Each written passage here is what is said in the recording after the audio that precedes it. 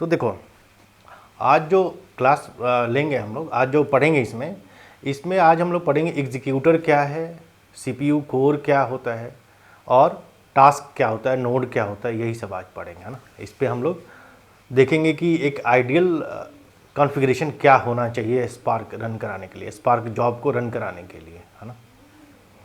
तो सबसे पहले हम लोगों ने ये देख लिया है कि नोड क्या है, नोड की ज़रूरत क्यों है और डेटा स्टोर कैसे होता है इसमें, ये हमने देख लिया है ना। तो अब ये एक जो नोड है उसमें एक एग्जीक्यूटर होता है, उसके अंदर कई कोर्स होते हैं, कोर जो सीपीयू कोर डिफाइन होता है, ये एग्जीक्यूटर होता है। हर नोड का अपना एक एग्जीक्यूटर होगा और हर एग्जीक्यूटर के पास अपना एक सीपीयू कोर होगा, है ना। वो मल्टीपल सीपीयू कोर का भी एक एग्जीक्यूटर हो सकता है, यानी कि एक एग्जीक्यूटर कभी 4 कोर का होगा, 10 कोर का होगा, 12 कोर का होगा, वो डिफाइन करना पड़ता है। वो जब तुम क्लस्टर क्रिएट करोगे उस समय हमें ये सब कुछ बताना पड़ता है उसको, है ना। जो भी एडमिनिस्ट्रेटर होगा वो ये बताएगा कि कितने सीपीयू कोर इसमें लगेंगे। यानी कि जब हम कोई प्रोग्राम लिखेंगे, मान लो कि कोई भी जॉब तुमने लिखा है ना, कोई भी जार फाइल बनाई, इस जॉब को तुम्हें रन कराना है, रन तो अल्टीमेटली वो कहाँ पे करेगा, नोड पे ही करेगा, क्लस्टर में ही करेगा। तो उस क्लस्टर के पास जो नोड है उनका कॉन्फ़िगरेशन बताना है हमें, और वो कॉन्फ़िगरेशन हमेशा चेंज करता है, जॉब टू जॉब वेरी कर सकता है। That is not mandatory but कर सकता है। अगर मान लो कि डेटा सेट बहुत ज़्यादा ह्यूज है तो उस केस में हमारा जो कॉन्फ़िगरेशन होगा वो डिफरेंट होगा। अगर डेटा सेट काफ़ी लो है उस केस में हमारा कॉन्फ़िगरेशन जो है वो डिफरेंट होगा। तो कॉन्फ़िगरेशन इस बात पे डिपेंड करता है कि तुम्हारा स्पार्क जॉब किस तरह का है। बात समझ रहे हो मैं क्या कह रहा हूँ।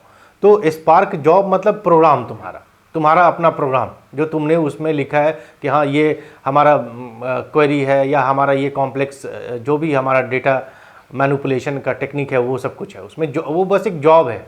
जॉब तो तुम लोग समझ रहे हो, है ना।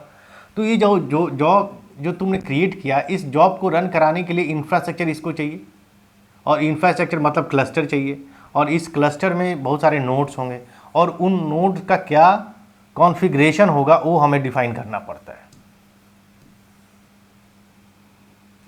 ठीक है।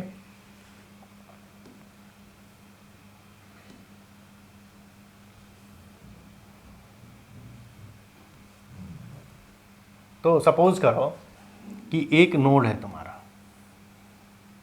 है ना, एक नोड है और तुम्हारे पास जो दिया हुआ है कॉन्फ़िगरेशन वो इस तरह का है।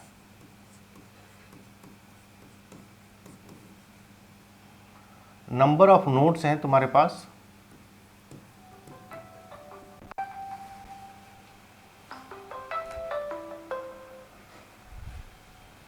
जो नंबर ऑफ नोड्स हैं वो है 10। एक सेकंड देख लेता हूँ कोई क्वेश्चन। नंबर ऑफ नोड्स हैं तुम्हारे पास 10, सीपीयू कोर है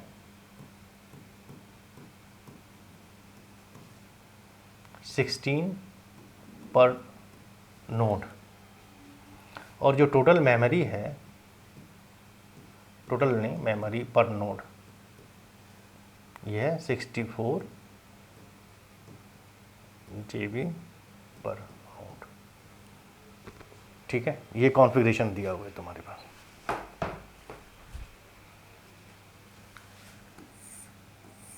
तो हमें ये देखना है कि इस मतलब ये हार्डवेयर अवेलेबल है हमारे पास, ये हार्डवेयर अवेलेबल है।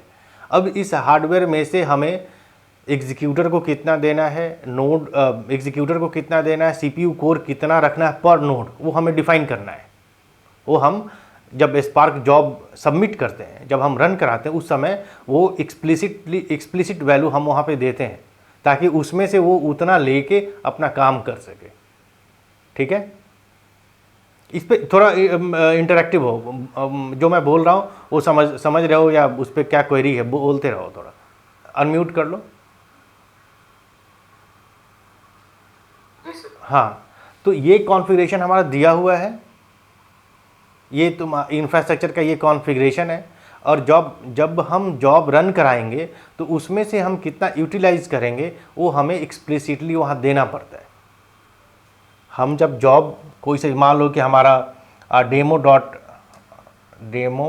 डॉट ये जार फाइल है, ये हम रन करा रहे हैं, स्पार्क सबमिट कर रहे हैं, ये जॉब रन कराने का तरीका है ना। वो आगे इसको और डिटेल में हम लोग देखेंगे, बस अभी हम कॉन्फ़िगरेशन पे फोकस कर रहे हैं। स्पार्क सबमिट ये कमांड है हमारा, ये हमारा जार फाइल है जो कि बिजनेस लॉजिक कंटेन करता है, बिजनेस लॉजिक इसी जार फाइल में लिखा हुआ है।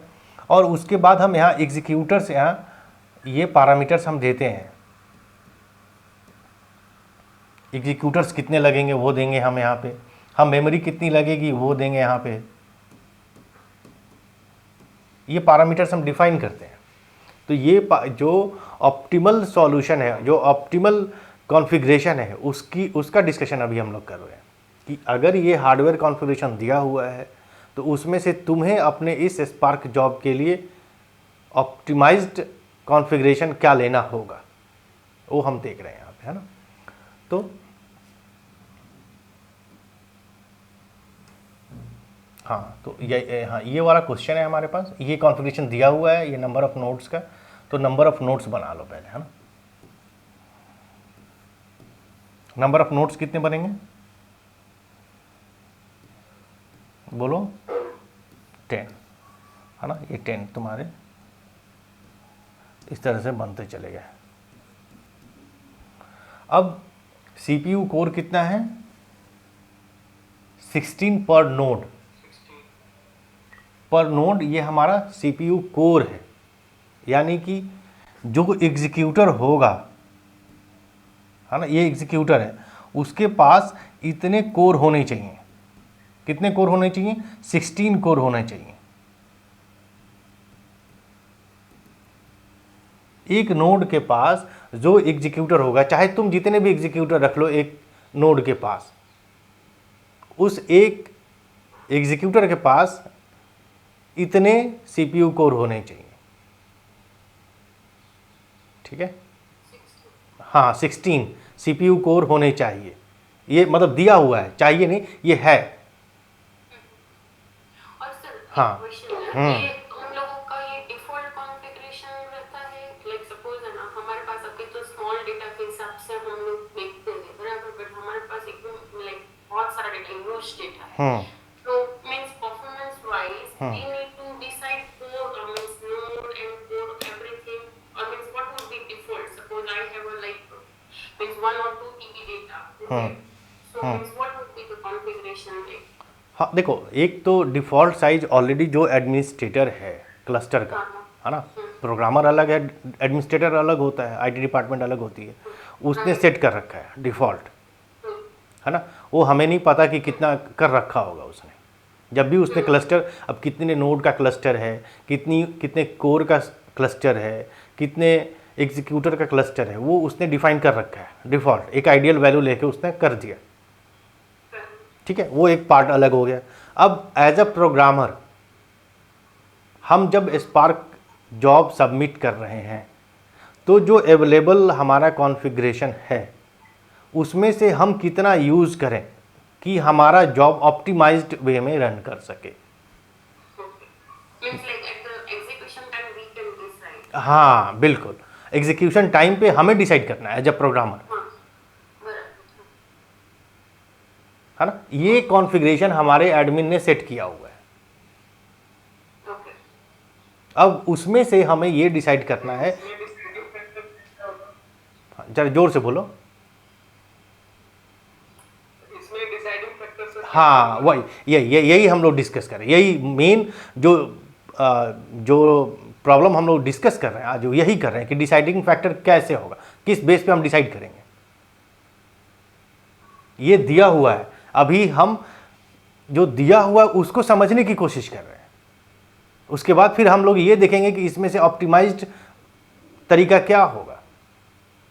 तो जो दिया हुआ है अभी पहले उसको समझें, फिर उस पर जब हम लोग वो समझ जाएंगे कि ये जो दिया हुआ है वो कहाँ, हम उसका कुछ पिक्चर तो बना सकें पहले। जब वो बना लेंगे फिर उसमें से हम तुम लोगों को खुद दिखेगा कि अरे नहीं ये ऑप्टिमाइज्ड है, इतना अगर रखें तो ज़्यादा अच्छा रहेगा, ये खुद आंसर करोगे तुम लोग। तो जो दिया हुआ है उसको समझो पहले। हाँ, तो नंबर ऑफ नोट्स 10 दिए हुए हैं, मतलब नंबर ऑफ नोट्स हमने 10 बना दिया, ठीक है। अब नंबर ऑफ सीपीयू कोर 16 पर नोड है, 16 पर नोड का सीपीयू कोर तुम्हें दिया हुआ है। यानी कि कोर वो होता है जिसको, जो कि एग्जीक्यूटर रन कराता है, यानी एक नोड के पास क्या क्या होगा वो देखो। एक अगर नोड है, कोई नोड है तुम्हारे पास, तो उसके पास क्या क्या होगा। एक नोड है, उसके पास तुम्हारे पास एग्जीक्यूटर होगा, उस नोड के पास एग्जीक्यूटर भी होगा, हर नोड के पास एक एग्जीक्यूटर होगा।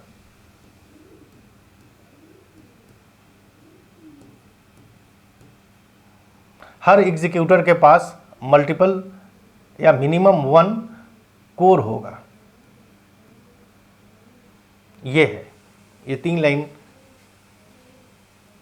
में समझना है हमें। अगर नोड दिया हुआ है तो उसके पास एक, कम से कम एक एग्जीक्यूटर तो होगा ही होगा, और एग्जीक्यूटर अगर दिया हुआ है तो उसके पास कम से कम एक कोर तो होगा ही होगा। इसमें 2 कोर भी हो सकता है, एक एग्जीक्यूटर के पास मल्टीपल कोर्स हो सकते हैं, 2 कोर, 3 कोर, 4 कोर हमारा नोड है ना। इस तरह से कॉन्फ़िगरेशन चलता है। तो अब ये बताओ, जब यहाँ पे दिया हुआ है कि सीपीयू कोर तुम्हारे पास 16 है, तो कोर अगर यहाँ वाले पे डिफाइन कर लो तुम,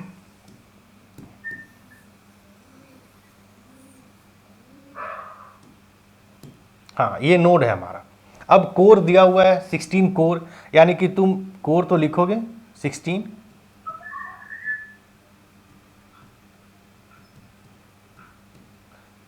ठीक है, ये कोर है, सी फॉर कोर, है ना। अब नोड, अगर मैं नोड 2 बनाता हूं तो इसके पास कितने कोर देने पड़ेंगे हमें? 16, बिल्कुल सही बात है।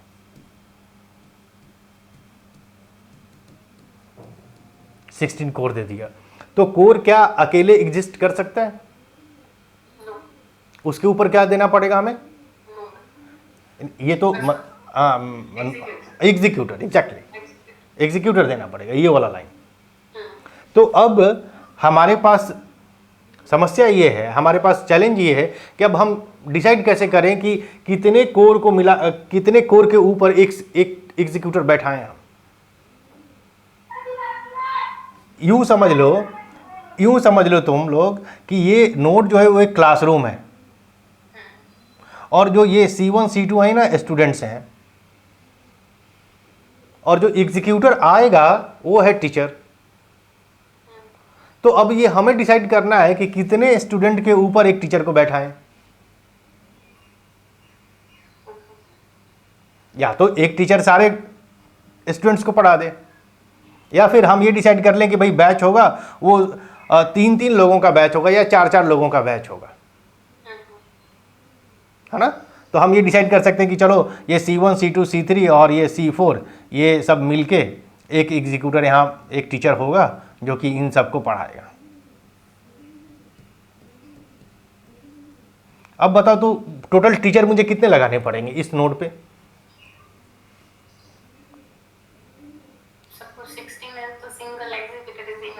हाँ सिंग नहीं, मैंने अब अभी एक बात बताई। हाँ कितने? 4। हाँ 4 एग्जीक्यूटर लगे, क्योंकि 16 स्टूडेंट्स हैं तुम्हारे पास और 4 स्टूडेंट्स का तुम एक बैच बना रहे हो,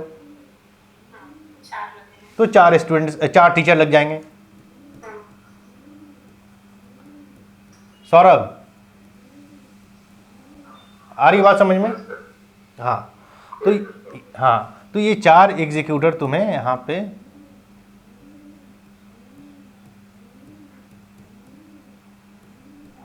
देने पड़ेंगे, यानी कि सेम रिप्लिकेट करोगे हर जगह पे, क्योंकि हर नोड पे तुम्हारे पास 16 एग्जीक्यूटर 16 कोर्स हैं, तो फिर यहाँ भी तुम वही करोगे, कॉन्फ़िगरेशन तो सबके लिए सेम होगा। फिर यहाँ भी C4 और सबके लिए एक एग्जीक्यूटर यहाँ जाएगा, फिर ऐसे ही करके यहाँ पे भी 4 एग्जीक्यूटर जाएगा। ठीक है, ये बात समझ में आ रही है? अगर हमने कहा कि 4 कोर एक एग्जीक्यूटर के पास होगा, तो तुमने झट से ऐसे बना दिया 4 एग्जीक्यूटर। तुम समझ गए कि 4 एग्जीक्यूटर लगेगा यहाँ पे। वैसे ही जैसे कि अभी हमने कहा कि मैंने अगर कहा तुम्हें कि 4 कोर पे एक एग्जीक्यूटर होगा, ये हमने डिसाइड किया एज अ प्रोग्रामर, मैंने डिसाइड किया कि 4 कोर पे एक एग्जीक्यूटर होगा, 4 स्टूडेंट्स पे एक टीचर होगा। एज अ ओनर हमने ये डिसाइड किया, प्रोग्रामर ओनर की तरह यहाँ बिहेव करेगा। वह तो ये कॉन्फ़िगरेशन दिया हुआ है। अब हमें ऑप्टिमाइज्ड तरीका ढूंढना है एज अ ओनर कि जिसमें स्टूडेंट्स की पढ़ाई लिखाई बहुत अच्छे से हो सके। तो चलो अब हम लोग ढूंढते हैं, हिट एंड ट्रायल मेथड लगाते हैं, है ना, हिट एंड ट्रायल मेथड। तो सबसे पहले हिट एंड ट्रायल मेथड में हम ये देख रहे हैं, हमारे पास कॉन्फ़िगरेशन ये याद रखना, 10 नोड है, 16। हम लोग क्या करने जा रहे हैं ये तो क्लियर है ना सबको? हाँ, हमने ये देखा कि अगर ऐसा करें तो क्या होगा, वैसा करें तो क्या होगा। लेकिन अब हम लोग ये देखने जा रहे हैं, जो सवाल पूछ रहा था अंकित, जो पूछ रहे थे कि कौन सा बेस्ट सॉल्यूशन होगा, ऑप्टिमाइज्ड क्या होगा, वो हम लोग देखने जा रहे हैं। और वो ढूंढने का तरीका हिट एंड ट्रायल ही है। हम लोग पहले देखेंगे कि अगर ऐसा कॉन्फ़िगरेशन रखें तो उसका क्या नुकसान है और क्या फ़ायदा है, फिर अगर ऐसा कॉन्फ़िगरेशन रखें तो क्या नुकसान है क्या फ़ायदा है, फिर हम लोग डिसाइड करेंगे कि यार इसमें नुकसान कम है और फ़ायदा ज़्यादा है, तो चलो ये कॉन्फ़िगरेशन ही ऑप्टिमाइज्ड है ना। तो हमारे पास नंबर ऑफ़ जो नोड्स हैं वो 10 है। तो फिर से एक बार लिखता हूँ, नंबर ऑफ़ नोड्स तुम्हारे पास 10 है ना। नंबर ऑफ कोर तुम्हारे पास 16 है पर नोड, और मेमोरी क्या है 64 GB पर नोड है ना। ध्यान रहिए पर नोड का कॉन्फ़िगरेशन दिया हुआ है। अच्छा, अब आ जाओ, अब तो टोटल नोड्स तुम बना लो, N1 N2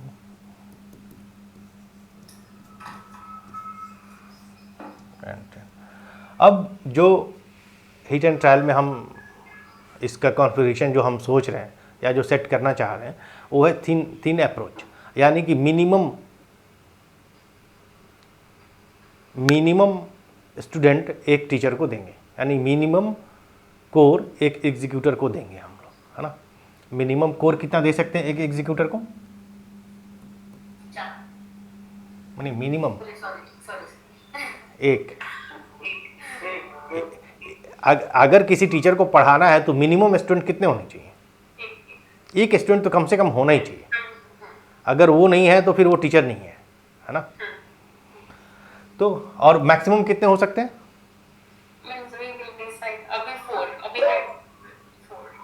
नहीं, वो तो हम लोग ऐसे ही कहा था ना कि हाँ 16, बिल्कुल। हाँ, नंबर ऑफ स्टूडेंट एक टीचर को कितने मिल सकते हैं? 16 मैक्सिमम, क्योंकि वही कैपेसिटी है तुम्हारे पास। और मिनिमम कितना मिल सकता है? एक मिल सकता है ना। तो अभी हम मिनिमम लेके चलते हैं, है ना, मिनिमम लेके चल रहे हैं। तो ये है एग्जीक्यूटर और ये हमने मिनिमम एक CPU कोर दिया। तो टोटल कितने एग्जीक्यूटर लग जाएंगे हमें बताओ? 16 लगेगा, क्योंकि तुम्हारे पास 16 स्टूडेंट्स हैं। तो अगर तुम एक टीचर एक स्टूडेंट पे डालते हो तो टोटल कितने टीचर लेके आने पड़ेंगे तुम्हें? 16।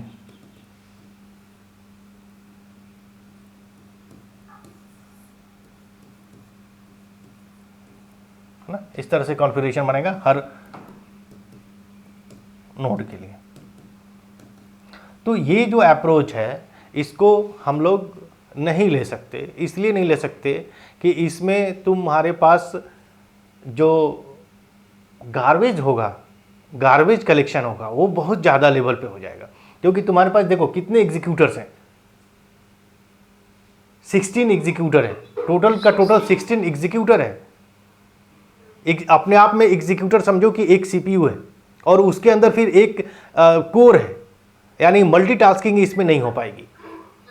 तो पहला जो प्रॉब्लम होगा वो क्योंकि कोई भी मल्टीटास्किंग तभी होगी जब उसके पास मल्टीपल कोर होगा। कोर डिसाइड करता है मल्टीटास्किंग होगी या नहीं होगी, ये बात नोट कर लो। कोर डिसाइड करता है कि मल्टीटास्किंग होगी या नहीं होगी। तो यहाँ पे एक एग्जीक्यूटर के पास एक कोर है, यानी इसकी मल्टीटास्किंग तो हो नहीं पाएगी। यानी कि अगर उसके पास अगर कोई टास्क आया, 2 टास्क या 3 टास्क उसके पास एक एग्जीक्यूटर के पास आए, तो वो एट ए टाइम एक ही टास्क एग्जीक्यूट करा पाएगा, मल्टीटास्किंग में नहीं जा सकेगा, क्योंकि कोर ही उसके पास एक है ना।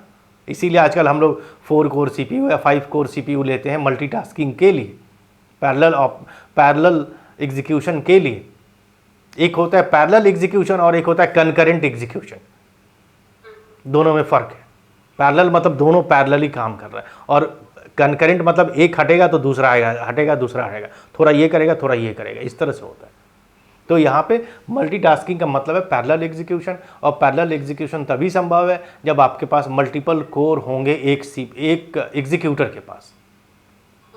तो इस कॉन्फ़िगरेशन में हमने ये देखा कि एक कोर ही असाइन है एक एग्जीक्यूटर को, जो कि हमारा मल्टीटास्किंग अवॉइड करता है, बाहर करता है, इसलिए हम लोग इसको नहीं ले सकते। ठीक है, बोलो कुछ और बोलो,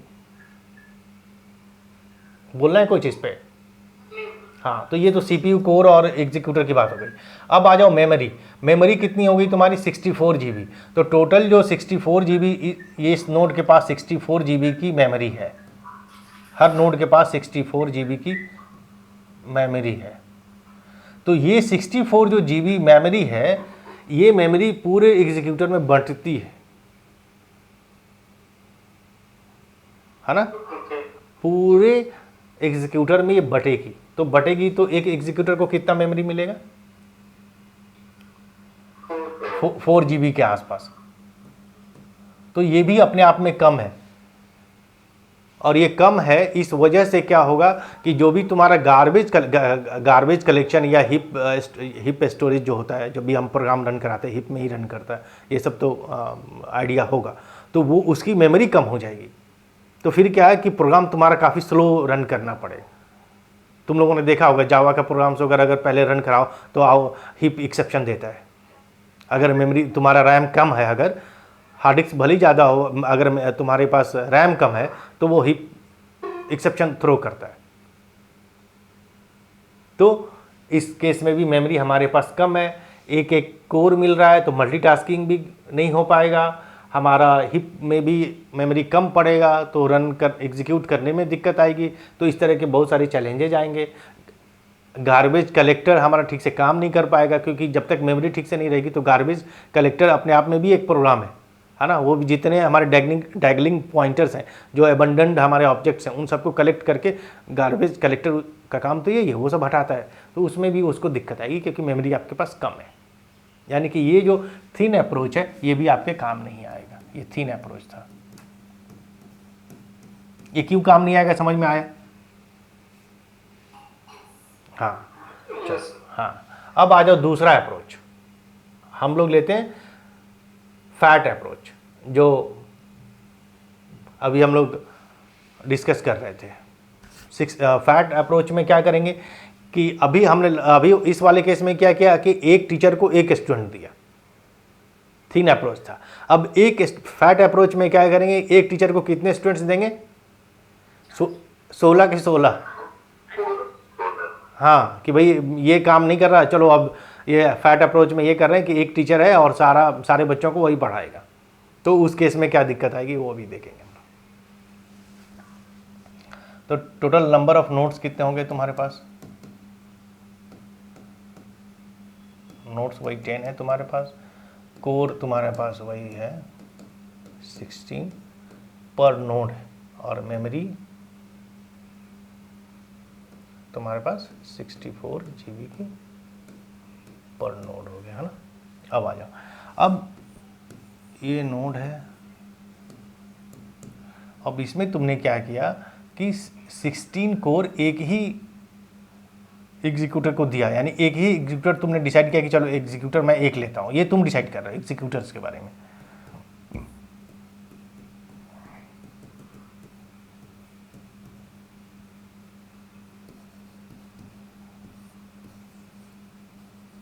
ये 16th नंबर, तो ये ऐसे इस सब में चला जाएगा। अब इसमें दिक्कत क्या आ जाएगी कि ये जो तुम्हारा एग्जीक्यूटर है, एग्जीक्यूटर तुम्हारे पास एक ही है और उसकी मल्टीटास्किंग कैपेसिटी बढ़ गई, बहुत ज़्यादा बढ़ गई। लेकिन जब वो टास्क को होल्ड करेगा एग्जीक्यूटर, तो उसका कुछ लिमिटेशन है, सारे टास्क वही एक बार में एग्जीक्यूट नहीं करा सकता, होल्ड ही नहीं कर सकेगा। एग्जीक्यूट तो करा पाएगा लेकिन वो होल्ड नहीं कर पाएगा, ठीक है। उसके बाद तुमने इस केस में ये नहीं देखा कि इस जो SDFS हमने पढ़ा था उसमें ये देखा था कि नेम नोड है, मास्टर नोड है, एप्लीकेशन मैनेजर है, बहुत सारे प्रोग्राम्स हैं जो रन करते हैं, उनको भी अपना कुछ रिसोर्स चाहिए ताकि वो लोग भी अपना काम ठीक से कर सके। तुमने याद है तुम्हें जब हम SDFS पढ़ रहे थे तो वहाँ पे ये वाला याद है तुम्हें, SDFS यहाँ पे था और उसके ऊपर ये MR था और उसके ऊपर था यार्न, नहीं उसके ऊपर नहीं था, उसके नीचे था, यहाँ था SDFS यार्न और तब था MR, और इसी के साथ में यहाँ पे स्पार्क बनता था तुम्हारा, और इसी के ऊपर हमने बनाया था ये तुम्हारा हाइव था, पिग था, फिर ये हाइव था और यहाँ पे ये इम्पाला भी था, जो कि हमने कहा था भाई यहाँ पे सेलेक्ट स्टार हम सारा क्वेरी से सॉल्व कर सकते हैं सारे प्रॉब्लम्स को, है ना। हाइव में भी कर सकते हैं क्वेरी से प्रॉब्लम को सॉल्व, इम्पाला में भी कर सकते हैं, स्पार्क में भी कर सकते हैं। पिग स्क्रिप्टिंग लैंग्वेज यूज़ करता है, लेकिन अल्टीमेटली हर चीज़ को कन्वर्ट किस में होना है, MR में होना है, मैपर एंड रिड्यूसर में। ये बात याद आ रही है सबको, है ना। मैपर एंड रिड्यूसर में करेगा, और ये तो SDFS तो ये मेमोरी का काम, ये तो हार्ड डिस्क की तरह सारा का सारा डेटा यहीं स्टोर होता है, लेकिन प्रोग्राम तो यहाँ पे रन करेगा मैपर एंड रिड्यूसर में। जब प्रोग्राम तुम्हारा रन करेगा तब यार्न काम आता है और वही रिसोर्सेस एलोकेट करता है ना। ये रिसोर्सेज एलोकेट करने का काम उसी का है, यार्न का। तो इसके लिए भी कुछ मेमोरी हमें देखना पड़ेगा, और इस वाले केस में हमने क्या किया, या इसके पहले वाले केस में भी क्या किया कि अलग से कुछ मेमोरी हमने नहीं रखा, सारा का सारा मेमोरी हम खुद ही यूज़ कर रहे हैं, सारा का सारा एग्जीक्यूटर हम खुद ही यूज़ कर रहे हैं, है ना। और उसमें भी हमारा पास एग्जीक्यूटर सिर्फ सिंगल एग्जीक्यूटर पर नोड हम यूज़ कर रहे हैं, जो कि सही तरीका नहीं है। एग्जीक्यूटर हमारे पास मल्टीपल होने चाहिए, कम से कम 4 5 6 7 ऐसे होने चाहिए एग्जीक्यूटर, है ना। तो ये अप्रोच भी हमारा काम नहीं आएगा। देखो ये हाइपोथेटिकल चीज़, इसको मत समझो कि हाइपोथेटिकल है, तुम करके देख लेना। जब तुम स्पार्क जॉब सबमिट करोगे तो ये कॉन्फ़िगरेशन मैं प्रैक्टिकल करके दिखा दूंगा कि उसमें क्या इशू आ रहा है, इसमें क्या इशू आ रहा है, और जब हम अभी तीसरा जो अप्रोच पढ़ेंगे जो कि ऑप्टिमल सॉल्यूशन होगा, उसमें क्या फ़ायदे हैं, वो तुम्हें एग्जीक्यूशन टाइम से ही पता चल जाएगा, ठीक है। अब आ जाओ, ये फैट अप्रोच था, ये वाला फैट अप्रोच था। अच्छा, ये मैं इसलिए पढ़ा रहा हूँ इतना डेप्थ में क्योंकि ये सवाल इंटरव्यू का है ना। इंटरव्यू पूछता ही पूछता है, जब भी स्पार्क का होगा तो ये इतना पूछेगा, हाँ ठीक ना। अब आ जाओ नेक्स्ट, अब ये आ जाओ ऑप्टिमल सॉल्यूशन पे चले। तो जो रिंकल कह रही थी बार बार कि 4 ले लेते हैं, 5 ले लेते हैं, तो वही ऑप्टिमल सॉल्यूशन वही है ना।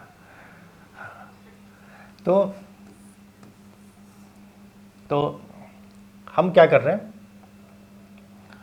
हम ये डिसाइड करते हैं कि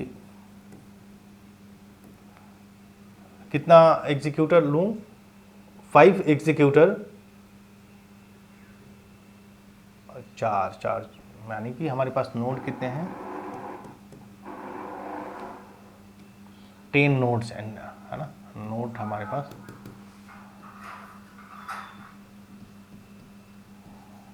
10 है ना, 10 नोड्स है हमारे पास। और टोटल जो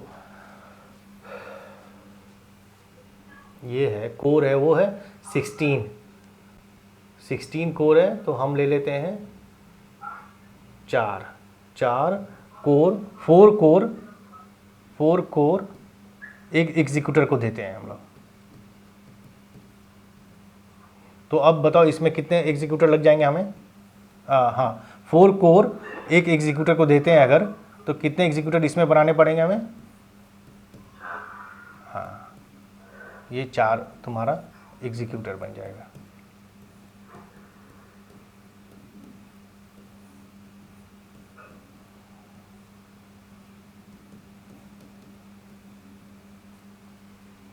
चार एग्जीक्यूटर हो गया, एग्जीक्यूटर है हमारे पास, कोर है 4।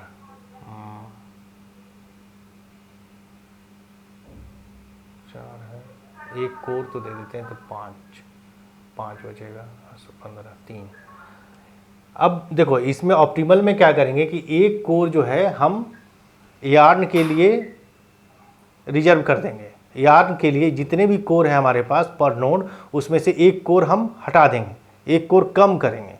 कम क्यों करेंगे? ताकि ये सारी जो एप्लीकेशंस हैं वो रन कर सकें अपना रिसोर्स लेके, उनके लिए भी हमें सोचना पड़ेगा, है ना। तो इसमें से अगर हमारे पास 16 कोर है तो हमारे पास टोटल अवेलेबल कोर कितना बचेगा?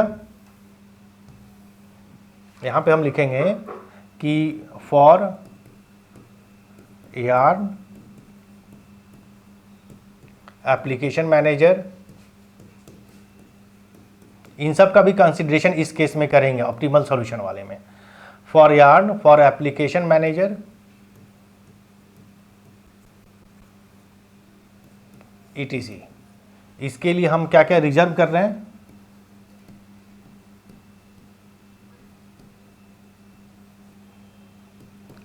एक कोर पर नोड, ये हम रिजर्व कर देंगे। रिजर्व अगर कर दिया तो अब अवेलेबल कोर कितने बचेंगे हमारे पास?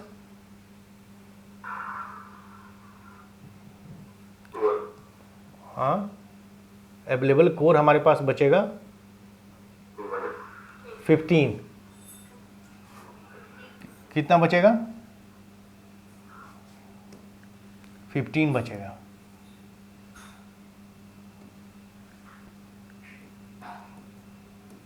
फिफ्टीन कोर पर नोड बचा, है ना। एक कोर तुम्हारा कहाँ पे चला गया? हाँ, सब बाकी, हाँ बिल्कुल, सब प्रोसेस करने के, सब प्रोसेस के लिए हमने एक कोर दे दिया, है ना। और जो मेमोरी है, जो भी अवेलेबल मेमोरी है तुम्हारे पास, उसका 7% सब प्रोसेस के लिए तुमने दे दिया, तो कितना बचेगा? चलो अभी पहले कैलकुलेट कर लें, इधर डाल दें, उसके बाद फिर इसको कैलकुलेट करेंगे। नंबर ऑफ नोड्स तो सेम ही रहेगा, है ना। तो ये तुम्हारे पास 15 कोर सीपीयू है, याद रखना 15 कोर।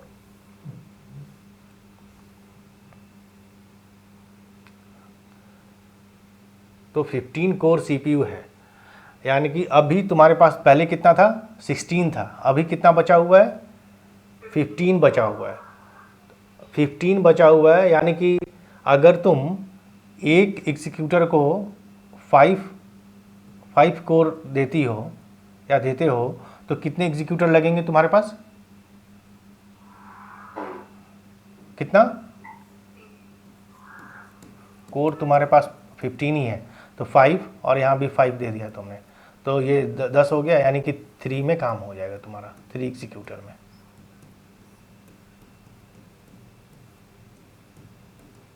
ठीक है, ये तुम्हारा एक नोड का ये कॉन्फ़िगरेशन। अब मेमोरी कितनी थी तुम्हारे पास? 64 GB मेमोरी थी, 64 GB मेमोरी थी। तो अब तुम्हारे पास मेमोरी कितनी बची? इसकी जो मेमोरी बचेगी तुम्हारे पास, एक सेकेंड,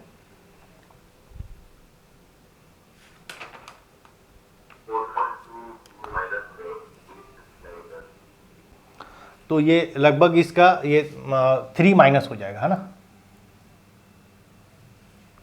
7%, इसका कितना होगा?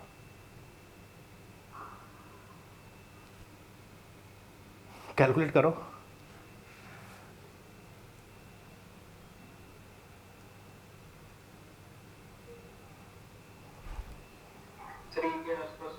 हाँ ना, 3 के आसपास होगा, 7%। तो लगभग 21 GB तुम्हारा वो बचेगा। 21 GB में ये होगा तुम्हारे पास कितना होगा?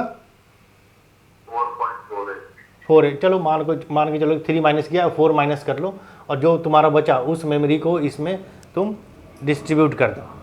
जो मेमोरी तुम्हारे पास बचेगी, हमने एज्यूम किया, अभी कैलकुलेशन पे मत जाओ, सिंपल कैलकुलेशन के लिए एक 21 GB तुम्हारे पास मेमोरी बची 7% माइनस करने के बाद, है ना। जो भी मेमोरी अवेलेबल होगी उसका 7% माइनस कर देना है। अगर 21 GB मेमोरी बची तो इन सब एग्जीक्यूटर को कितनी कितनी मेमोरी मिलेगी?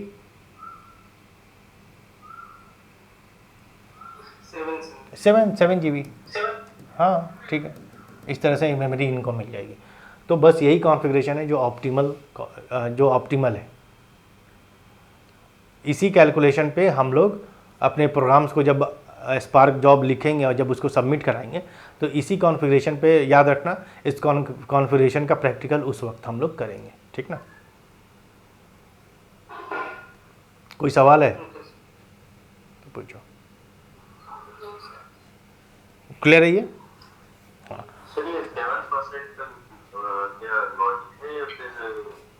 एजम्पशन है कि 7% हमारा हिप में, हमें हिप के लिए दे देना चाहिए, एप्लीकेशन सब प्रोसेस के लिए हमारे पास जो भी अवेलेबल मेमोरी है उसका 7% चला जाता है सब प्रोसेस में। तुमने अगर प्रोग्राम रन भी कराया होगा अपने लैपटॉप पे भी, अगर कोई आईडी पे रन कराया होगा तो देखना कि अगर तुम नेटबीन्स यूज़ कर रहे हो या इक्लिप्स यूज़ कर रहे हो तो बहुत मेमोरी खाती है। वो अपने आप में ही जो आईडी है वो बहुत मेमोरी लेती है। तो उसके लिए अलग से सोचना पड़ता है हमें कि ये जो रैम है वो 4 GB या 8 GB एटलीस्ट हो। अगर वही प्रोग्राम तुम जावा का प्रोग्राम अगर तुम कमांड के थ्रू रन कराते हो तो वो मेमोरी कम लेती है, लेकिन आईडी के थ्रू रन कराओगे तो ज़्यादा मेमोरी लेती है। तो सबका अपना पर्सनल एक्सपीरियंस होगा इस बारे में। तो हाँ, तो वो मेमोरी हमें उसके लिए भी तो सोचना पड़ेगा।